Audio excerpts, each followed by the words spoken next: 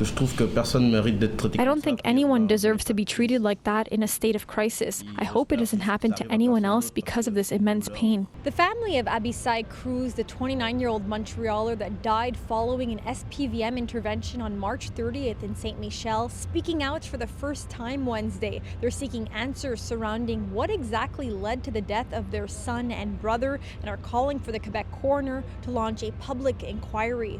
I need justice, Cruz's mother, Marcelina Isidro, said in Spanish through tears at a press conference at the Center for Research Action on Race Relations. Cruz's brother, Jose, said he was a good person, always wanted to make others laugh, and loved his 9-year-old son. Me, my mother, my father, my brothers and sisters, we need to know how he died. We need to know why the police used such actions that cost him his life. Why treat him like an animal even when the ambulance arrived? We need answers, transparency, justice, and support from the community. The BEI, Quebec's police watchdog, are investigating the incident and said the SPVM were responding to a person who was in crisis, adding that once officers made contact with the person, a physical altercation occurred. Then after police restrained him, they report that he became unwell and lost consciousness. He was pronounced dead in hospital. The family says he seemingly surrendered by putting his hands up at one point. Why do you still have to use the technique of putting the knee on the neck or on the back of the individual?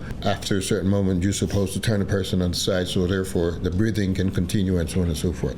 This did not happen in this case here, unfortunately. They want to know why de-escalation tactics weren't used and feel a coroner's public inquest would help shed light on this. The family has not been able to see the body at the morgue.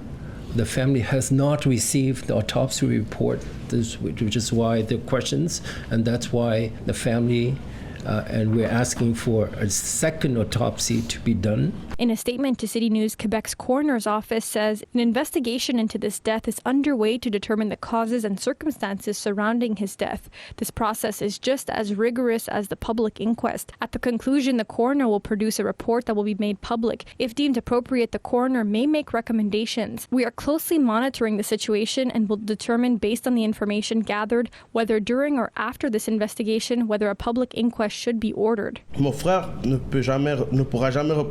My brother can't rest in peace, and his family can't live in peace if we don't have these answers. In Montreal, Alyssia Rubertucci, City News.